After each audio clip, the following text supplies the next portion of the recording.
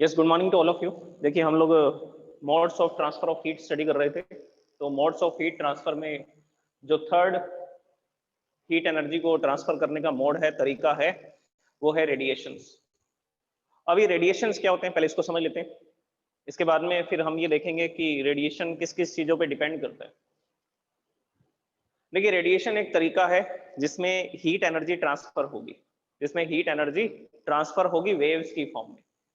जो सोर्स है वो हीट एनर्जी को रेडिएट करेगा वेव्स की फॉर्म में। जैसे कि मान लीजिए ये गर्म ऑब्जेक्ट था, ये सोर्स है, और ये यहां से इस तरह की वेव्स को रिलीज करता है। ये वेव्स विदाउट मीडियम भी ट्रेवल कर सकती हैं और मीडियम के अंदर भी ट्रेवल कर सकती हैं। Okay, it requires no medium, इसको मीडियम की जरूरत नहीं है ट्रेवल करने के लिए। और ये किस तरह की वेव्स हैं, तो आपको याद रखना है, these are the electromagnetic waves. These are the electromagnetic waves. इनके पास क्या होता है, ये वेव्स ट्रेवल करती हैं, दूसरा ये एनर्जी कैरी करती हैं। इनके पास एनर्जी होती है और ये ट्रेवल कर सकती हैं, और इनको ट्रेवल करने के लिए किसी मीडियम की जरूरत नहीं है। इनको ट्रेवल करने के लिए किसी भी मीडियम की जरूरत नहीं है।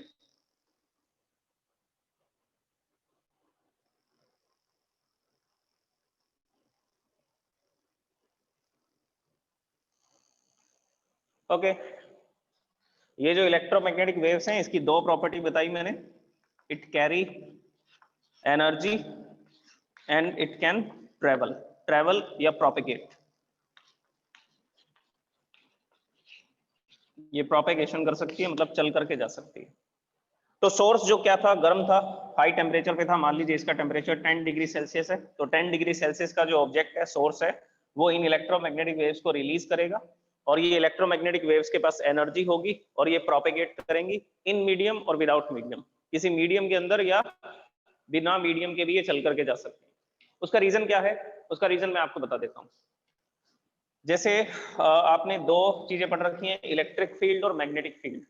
इलेक्ट्रिक फील्ड वो होता है जो किसी इलेक्ट्रॉन के चारों तरफ या किसी चार्ज के चारों तरफ क्रिएट होता है, और मैग्नेटिक फील्ड वो होता है जब चार्ज चलता है, इलेक्ट्रॉन जब मूव करेगा, प्रोटॉन जब मूव करेगा, तो उसके चारों तरफ एक फील्ड बनेगा, उस फील्ड को मैग्नेटिक फील्ड बोलेंगे।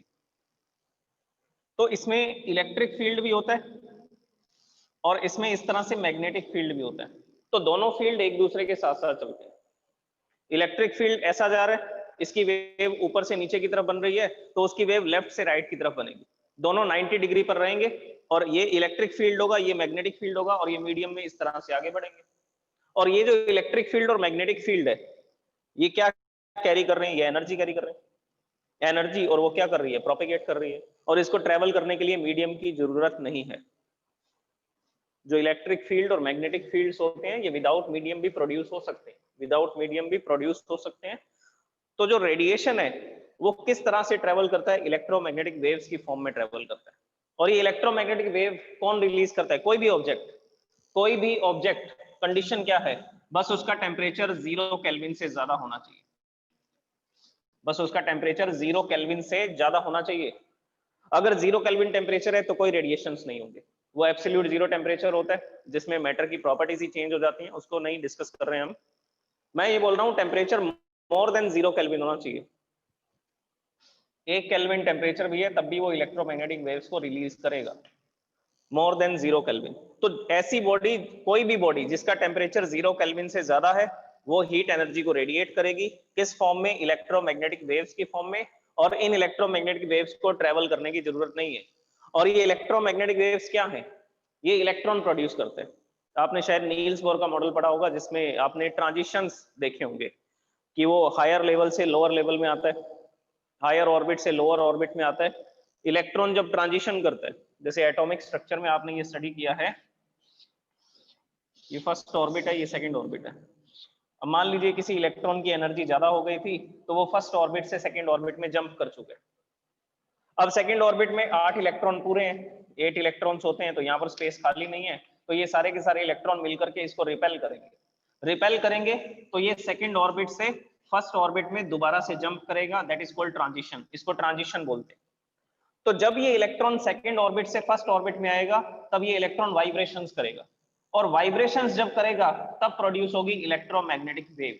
तब क्या प्रोड्यूस होगी, इलेक्ट्रोमैग्नेटिक वेव प्रोड्यूस होगी, जिसको हम लोग रेडिएशन बोल रहे हैं, जिसको हम लोग क्या बोल रहे हैं, रेडिएशंस बोल रहे हैं। ओके, तो इसके बेसिस पर डेफिनेशन देख लीजिए और फिर ये सब बातें मैं लिख देता हूँ क्लियरली। देखिए रेडिएशन की क्या डेफिनेशन है। रेडिएशन क्या है, एक हीट ट्रांसफर का मोड है, एक तरीका है from source to receiver. Source जो है वो इलेक्ट्रोमैग्नेटिक वेव्स को रिलीज करेगा और रिसीवर दूसरा ऑब्जेक्ट इसको रिसीव करेगा। मान लीजिए यहाँ पर कोई ऑब्जेक्ट था, वो ऑब्जेक्ट क्या करेगा, यहाँ पर जाकर के इलेक्ट्रोमैग्नेटिक वेव्स एब्जॉर्ब हो जाएंगे। हो सकता है एब्जॉर्ब, हो सकता है रिफ्लेक्ट हो जाए, या हो सकता है रिफ्रैक्ट हो जाए, इस मीडियम के अंदर ट्रेवल करना शुरू कर दें। तो ये इलेक्ट्रोमैग्नेटिक वेव चल करके जाएगी, जिस भी सरफेस से टकराएगी वहां से रिफ्लेक्ट होकर के जा सकती है किसी दूसरी डायरेक्शन में। रिफ्लेक्ट नहीं हुई तो एब्जॉर्ब हो जाएगी, एब्जॉर्ब नहीं हुई तो रिफ्रैक्ट हो जाएगी। रिफ्रैक्ट होने का मतलब है कि ये दूसरे मीडियम में, ये जो सेकंड ऑब्जेक्ट है इसके अंदर जाकर के ये थोड़ी अलग डायरेक्शन में ट्रेवल करेगी, इसको रिफ्रैक्शन बोलते हैं। तो इलेक्ट्रोमैग्नेटिक वेव जाकर के जहां भी टकराएगी वहां पर तीन चीजें हो सकती हैं, एब्जॉर्प्शन भी होगा, रिफ्लेक्शन भी होगा और रिफ्रैक्शन भी होगा। ये 12th क्लास में स्टडी करेंगे हम लोग, इसके रिफ्लेक्शन को, रिफ्रैक्शन को। अभी तो हम सिर्फ किसकी बात करेंगे, एब्जॉर्प्शन की। अभी तो हम सिर्फ किसकी बात करेंगे, एब्जॉर्प्शन की। रिफ्लेक्शन, रिफ्रैक्शन ये 12th क्लास के टॉपिक है। लाइट चैप्टर आएगा 12th क्लास में, जिसमें आप रिफ्लेक्शन, रिफ्रैक्शन को स्टडी करेंगे और ये इलेक्ट्रोमैग्नेटिक वेव्स को स्टडी करेंगे। तो अभी हम सिर्फ क्या देखने वाले हैं, एब्जॉर्प्शन। रिफ्लेक्शन, रिफ्रैक्शन की बात नहीं करेंगे। तो इलेक्ट्रोमैग्नेटिक वेव्स आएंगी, वेव्स आते ही जिस भी रिसीवर पर पड़ेंगी वो रिसीवर इनको एब्जॉर्ब कर लेगा और ये गर्म होना शुरू हो जाएगा और ये हीटअप होना शुरू हो जाएगा। ठीक है, अब डेफिनेशन देखिए, फिर और काम की बातें मैं आपको बताता हूं इससे related. Mode of transfer from source to receiver, source से रिसीवर की तरफ, without any actual movement of source and receiver. ना तो सोर्स मूव करेगा ना रिसीवर मूव करेगा, ना फर्स्ट ऑब्जेक्ट मूव करेगा और जो इलेक्ट्रोमैग्नेटिक वेव्स को एबने वाला है वो भी मूव नहीं करेगा, दोनों ही मूव नहीं कर रहे हैं। And also without heating the intervening medium. ये कह रहा है इसके रास्ते में जो मीडियम आएगा ये उसको भी गर्म नहीं करेंगे, ये उसको भी गर्म नहीं करेंगे, लेकिन एक्चुअल में ऐसा नहीं है, थोड़ी बहुत स्लाइटली चेंज आता है। जैसे कि ये सोर्स था और यहां पर ये रिसीवर है, this is the source and this is the receiver. तो यहां से इलेक्ट्रोमैग्नेटिक वेव्स निकली और रिसीवर के पास गई, रिसीवर गर्म होना शुरू हो गया। लेकिन इसके रास्ते में अगर मीडियम होगा, ये पार्टिकल्स होंगे, तो ये हो सकता है कि कुछ इलेक्ट्रोमैग्नेटिक वेव्स को ये पार्टिकल एब्जॉर्ब कर लें। अब जैसे ये वेव यहां से चली तो इसके रास्ते में ये पार्टिकल आ गया, ये पार्टिकल आ गया तो पार्टिकल ने उस इलेक्ट्रोमैग्नेटिक वेव को एब्जॉर्ब कर लिया। एब्जॉर्ब करके वो इसको एमिट कर देगा इन ऑल द डायरेक्शन। इसको क्या बोला जाता है, इसको स्कैटरिंग बोला जाता है। शायद आपने पढ़ रखा होगा 10th क्लास में, स्कैटरिंग ऑफ लाइट। तो ये लाइट ऐसा स्कैटर हो जाएगी, ये जो वेव्स हैं ये एनर्जी जैसे ही ये पार्टिकल एब्जॉर्ब करेगा, एब्जॉर्ब करके इनको एमिट कर देगा दोबारा से।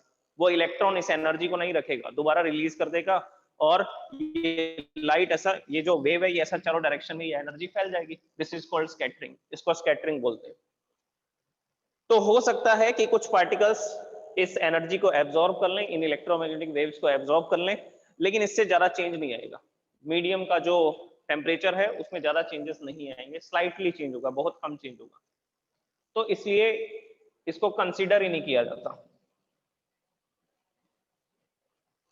इसीलिए तो ये लाइन लिखी हुई है, without heating the intervening medium. इसके रास्ते में जो भी मीडियम आएगा उसको गर्म नहीं करेंगी ये इलेक्ट्रोमैग्नेटिक वेव्स या रेडिएशंस। अब ये जो रेडिएशन है इसके थ्रू हीट एनर्जी ट्रांसफर हो रही है। अगर, अब देखिए इंपॉर्टेंट बातें लिख रहा हूं मैं, अगर हीट एनर्जी रेडिएशन से ट्रांसफर हो रही है तब इस हीट एनर्जी को बोलते हैं रेडिएंट एनर्जी।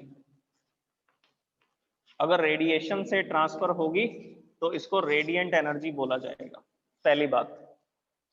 दूसरा, it requires no medium to transfer.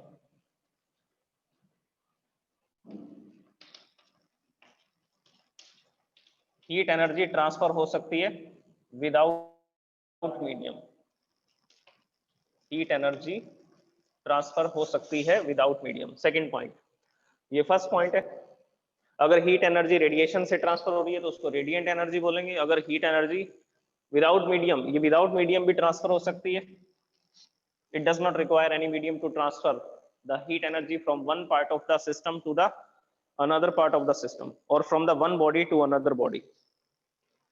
इसके बाद थर्ड पॉइंट देखिए, ऑल द मैटर, चाहे वो सॉलिड है, चाहे वो लिक्विड है, चाहे वो गैसेज है, all the matter with temperature more than 0 Kelvin, अभी बताया था मैंने आपको, more than 0 Kelvin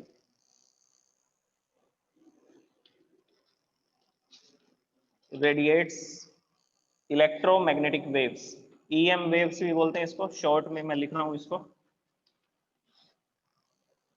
जो भी मैटर है हमारे आसपास आपको दिखाई दे रहा है, चाहे वो सॉलिड है, लिक्विड है या गैसेज है, और उनका टेम्परेचर अगर 0 केल्विन से ज्यादा है, 0 केल्विन से ज्यादा होगा तो वो इलेक्ट्रोमैग्नेटिक वेव्स को रेडिएट करेंगी ही।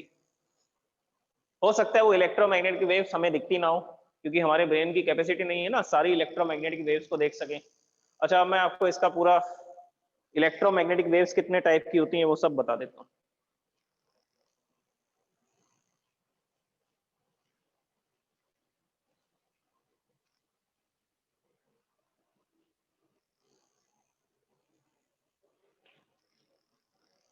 सबसे पहले आती हैं गामा रेज, ये भी इलेक्ट्रोमैग्नेटिक वेव्स हैं, गामा रेज।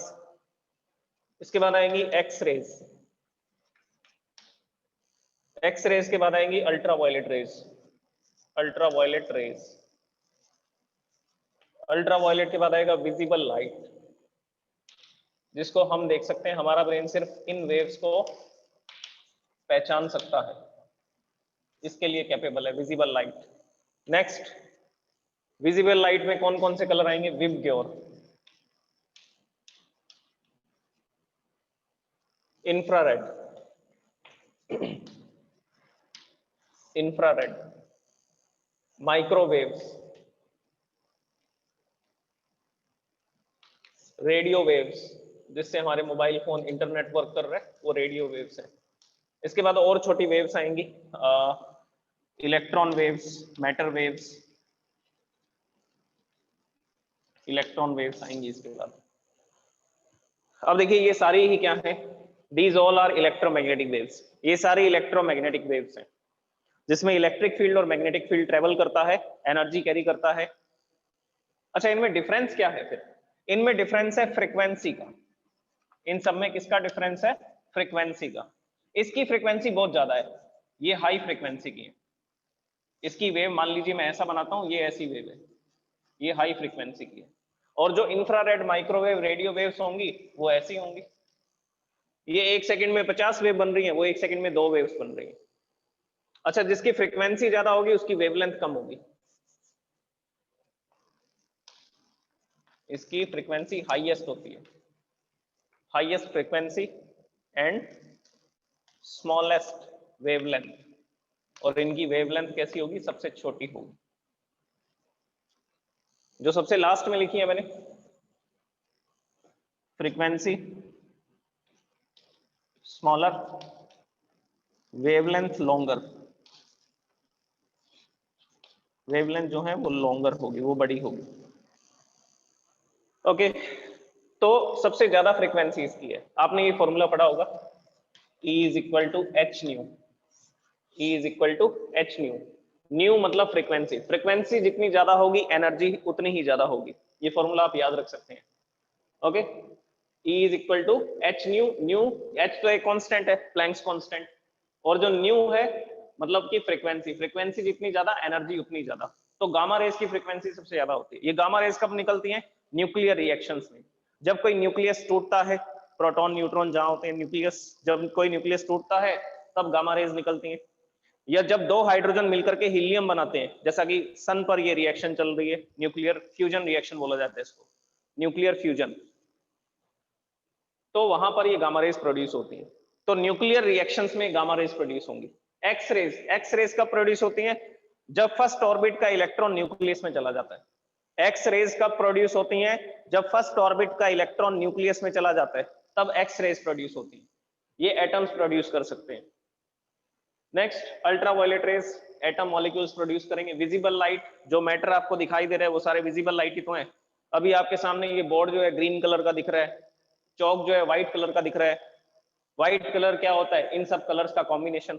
व्हाइट कोई कलर नहीं है, हमारा ब्रेन इसको इंटरप्रेट ऐसा करता है कि जब ये सारे कलर एक साथ आते हैं तब हमारा ब्रेन उसको कैसे कलर से दिखाता है? व्हाइट कलर से दिखाता है। ओके, अब इनमें क्या डिफरेंस है विब ग्योर में? वॉयलेट कलर जिसकी फ्रीक्वेंसी सबसे ज्यादा है, रेड कलर जिसकी फ्रीक्वेंसी सबसे कम है, और रेड से जिसकी फ्रीक्वेंसी कम है वो इंफ्रारेड। वॉयलेट से जिसकी फ्रीक्वेंसी ज्यादा है वो अल्ट्रावायलेट।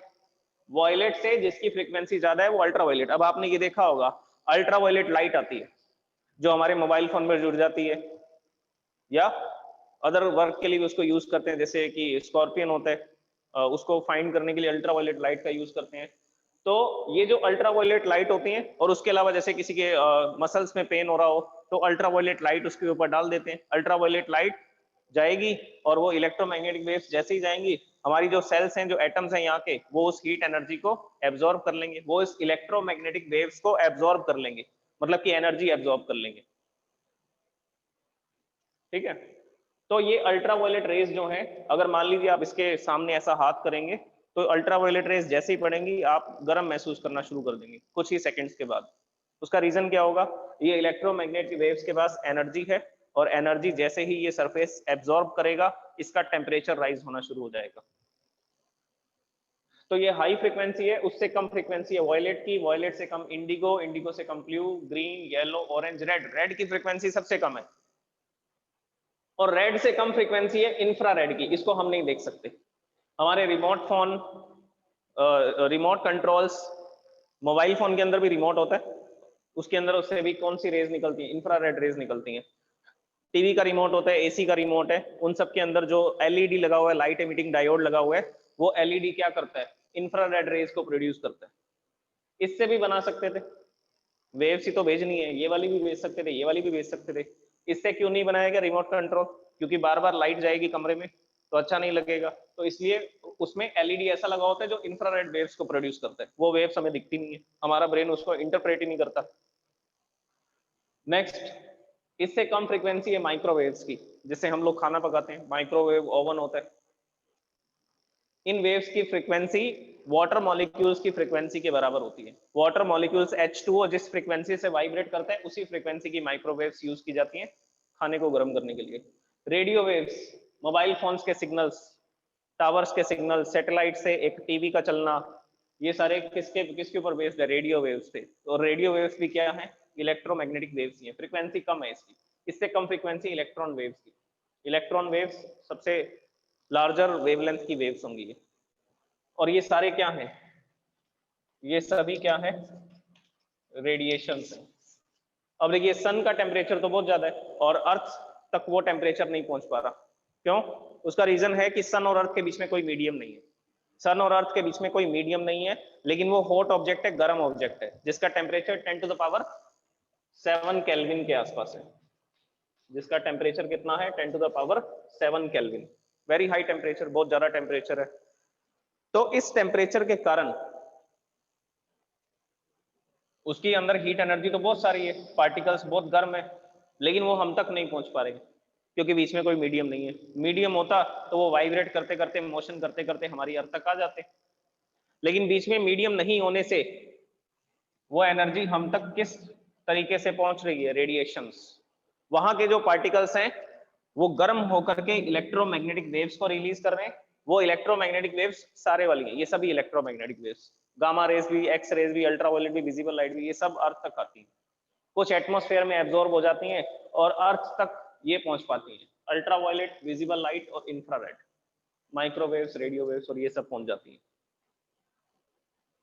ठीक है, तो इसकी वजह से एटमॉस्फेयर गर्म हो जाता है, जो सराउंडिंग्स है, एटमॉस्फेयर है, वो क्या हो जाता है? वो गर्म हो जाता है, हीटअप हो जाता है। ओके, तो ये है रेडिएशन। तो रेडिएशन जो है एक्चुअल में इलेक्ट्रोमैग्नेटिक वेव्स हैं, और जैसे कि मेरे पास ये चौक है, ये चौक भी इलेक्ट्रोमैग्नेटिक वेव्स को रेडिएट कर रहा है, तभी तो हम इसको देख पा रहे हैं।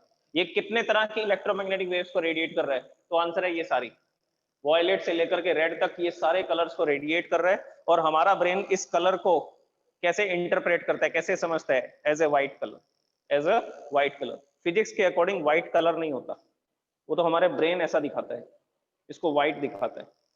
नेचर में व्हाइट कलर नहीं है। सातों रंग एक साथ आएंगे तो व्हाइट दिखेंगे। Okay, this is radiation. अच्छा, अब रेडिएशन किस किस पे डिपेंड करता है? रेडिएशन किस किस पे डिपेंड करता है? ज्यादातर रेडिएशन कौन से वाले हैं? ज्यादातर रेडिएशन इंफ्रारेड। हमारे आसपास रूम टेम्परेचर पर जो भी आपको मटेरियल्स दिख रहे हैं, वो ज्यादातर रेडिएशन कौन से हैं? कलर्स दिख रहे हैं, कोई रेड कलर का है, कोई वॉयलेट है, कोई ब्लू है, कोई ग्रीन है, कोई व्हाइट है। तो डिफरेंट डिफरेंट कलर्स दिख रहे हैं, तो विजिबल लाइट की इलेक्ट्रोमैग्नेटिक वेव्स आ रही हैं। और उसके साथ साथ कौन सी आ रही है? इंफ्रारेड। कुछ वेव्स ऐसी हैं जो हमें दिखाई नहीं देती हैं, जिसकी फ्रीक्वेंसी रेड से भी कम होती है, इंफ्रारेड वेव्स बोलते हैं उनको। ओके, अब ये रेडिएशन किस किस पे डिपेंड करता है? रेडिएशन डिपेंड करेगा मटेरियल पे, किस टाइप का मटेरियल है, और डिपेंड करेगा उसके टेम्परेचर पे। कितना रेडिएशन होगा पर सेकंड, कितनी वेव्स प्रोड्यूस होंगी, ये किस पे डिपेंड करेगा? ये डिपेंड करता है सबसे पहला temperature of the body. Temperature of the body. Body अगर गर्म होगी तो इलेक्ट्रोमैग्नेटिक वेव्स ज्यादा प्रोड्यूस होंगी। जैसे कि iron, iron normally grey colour का दिखता है रूम टेम्परेचर पे, लेकिन जब हम इसको 200 डिग्री सेल्सियस पे, 300 डिग्री सेल्सियस पे गर्म करते हैं, जैसा कि ब्लैक स्मिथ करता है, लोहार करता है, तो आपको ये रेड कलर का दिखता है। पहले तो इंफ्रारेड वेव्स निकल रही थी, ये वाली वेव्स निकल रही थी, दिख नहीं रही थी। जैसे ही 300 डिग्री पे गर्म किया, रेड कलर का दिखना शुरू हो गया, मतलब कि विजिबल लाइट, फ्रीक्वेंसी बढ़ गई, फ्रीक्वेंसी बढ़ गई। इधर जा रहे हैं तो फ्रीक्वेंसी कम हो रही है, इधर जाएंगे तो फ्रीक्वेंसी इंक्रीज होगी। तो पहले इंफ्रारेड हो रही थी रूम टेम्परेचर पे, गर्म करने पर रेड कलर दिखने लगा, फिर और गर्म किया, ऑरेंज हो गया, फिर येलो हो गया, फिर और गर्म कर दिया 1500-1600 डिग्री सेल्सियस पे, तो आपको वो व्हाइट कलर का दिखना शुरू हो गया। मेल्ट हो चुका है आयरन, आयरन जो है वो मेल्ट हो चुका है और व्हाइट कलर का दिख रहा है, चमकदार दिख रहा है। उसका रीजन क्या है? उसका रीजन ये है कि अब ये सब तरह के रेडिएशन कर रहा है, और सारे रेडिएशन एक साथ आ रहे हैं, तो हमारा ब्रेन इसको इंटरप्रेट कर रहा है एज ए व्हाइट कलर। तो जैसे जैसे टेम्परेचर बढ़ाएंगे, रेडिएशन बढ़ता जाएगा, बॉडी से जो वेव्स निकलेंगी वो बढ़ती जाएंगी, इंक्रीज होती जाएंगी, रेडिएशन इंक्रीज होता जाएगा। दूसरा, it depends on the nature of the substance. It depends on the nature of the substance या रेडिएटिंग सरफेस। रेडिएटिंग सब्सटेंस लिख देते हैं, चलिए, रेडिएटिंग सब्सटेंस। ये डिपेंड करेगा कि कौन सा सब्सटेंस है, ऑब्वियसली डिपेंड करेगा। अब आप, जो आयरन है उसका कलर ग्रे है, कॉपर का कलर रेड ब्राउन होता है, चौक का कलर व्हाइट है, तो सबके रेडिएशन अलग अलग है ना। कोई हाई फ्रीक्वेंसी की वेव्स निकाल रहा है, कोई कम फ्रीक्वेंसी की वेव्स निकाल रहा है। अब जैसे यहां पर ये ग्रीन कलर है बोर्ड, तो ये ग्रीन कलर की वेव्स को क्या कर रहा है? रिलीज कर रहा है। एक्चुअल में क्या होता है, ये ग्रीन कलर को एब्जॉर्ब नहीं कर पाता। अगर आपको इस बोर्ड का कलर ग्रीन दिख रहा है ना, तो उसका मतलब क्या है?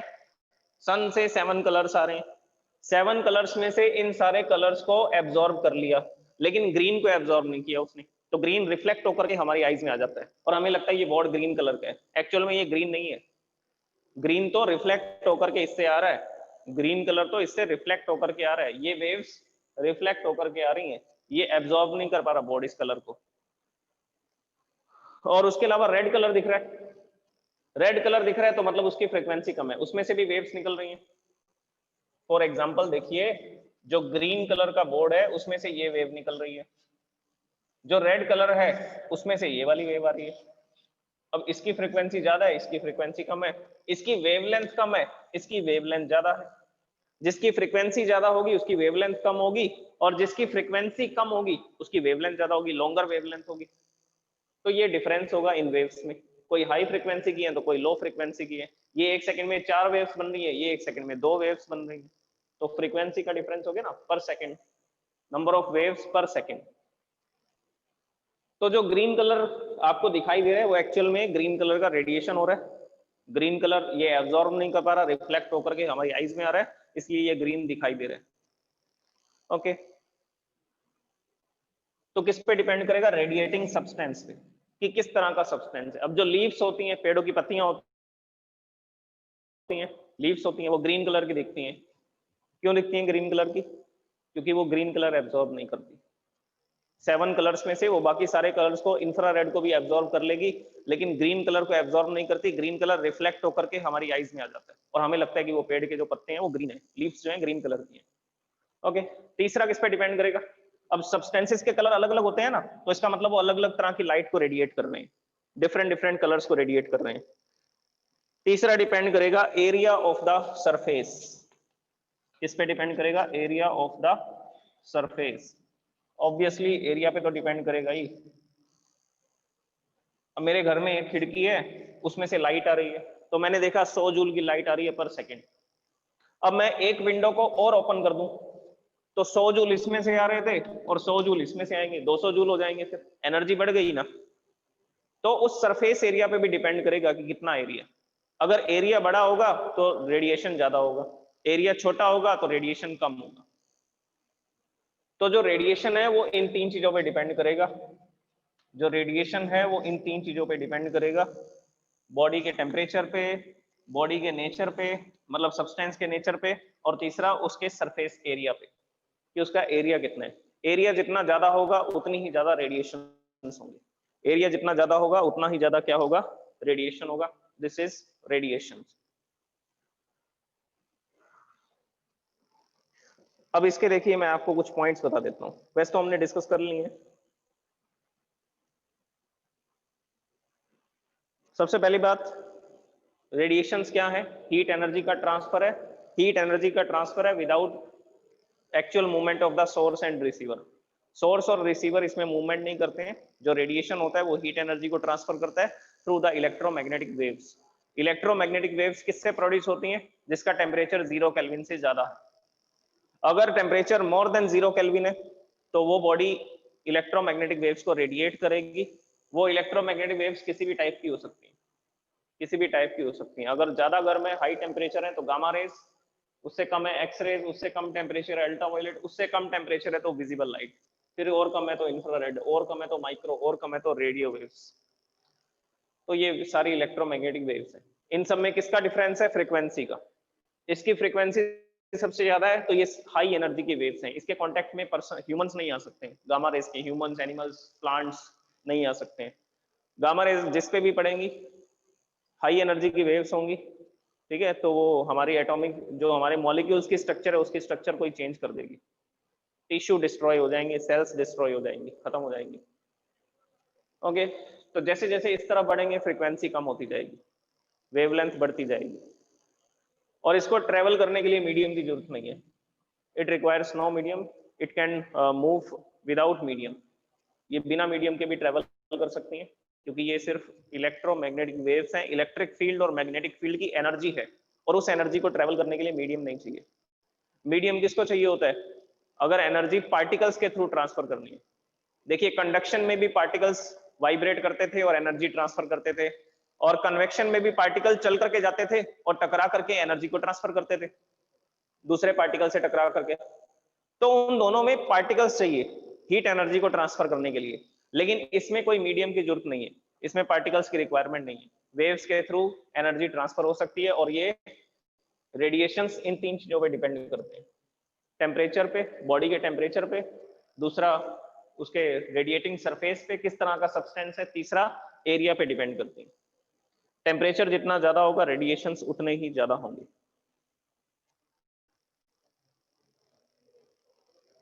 ओके, अब इसके बाद देखिए ज्यादातर जो रेडिएशंस हैं वो इंफ्रारेड होते हैं, जो हमें दिखाई नहीं देते हैं। ज्यादातर जो रेडिएशंस हो रहे हैं बॉडीज के थ्रू वो कौन से हो रहे हैं? इंफ्रारेड रेडिएशंस हो रहे हैं। अब जैसे कि हम लोग फ्लेम प्रोड्यूस करते हैं, आग जलाते हैं, तो उसमें रेडिएशन भी होगा, कंडक्शन भी होगा, और कन्वेक्शन भी होगा। जैसे मान लीजिए मेरे पास ये एक कंटेनर है, ये कंटेनर का हैंडल है, और इस हैंडल को किसी पर्सन ने ऐसा पकड़ करके रखा हुआ है।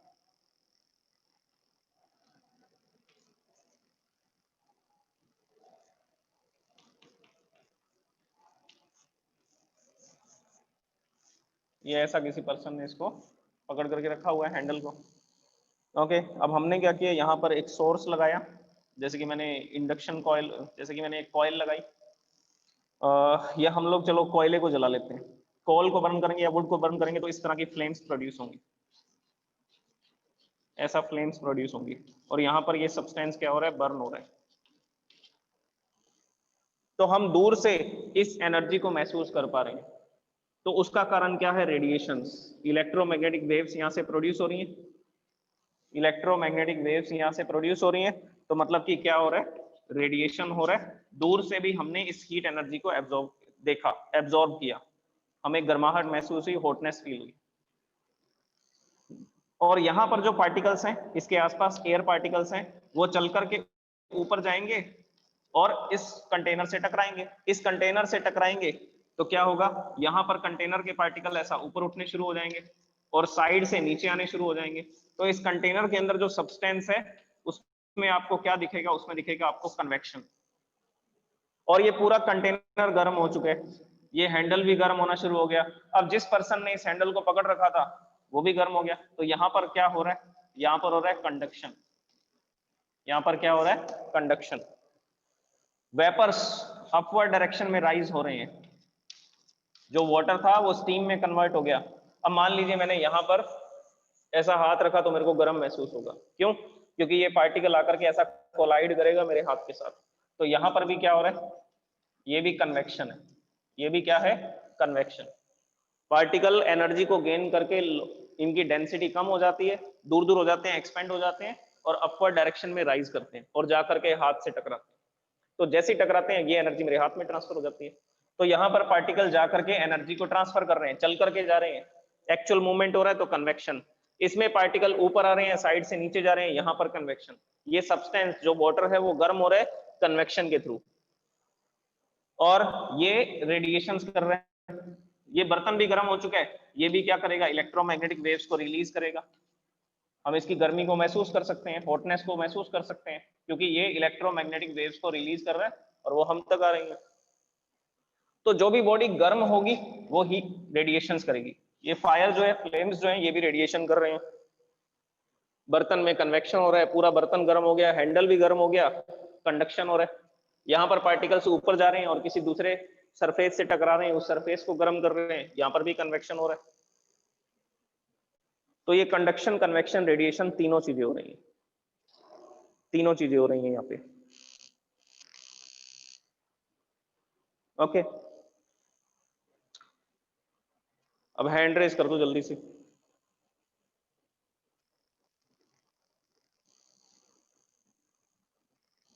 Okay, thank you so much. कल डिस्कस करेंगे कंडक्टिविटी, थर्मल कंडक्टिविटी को।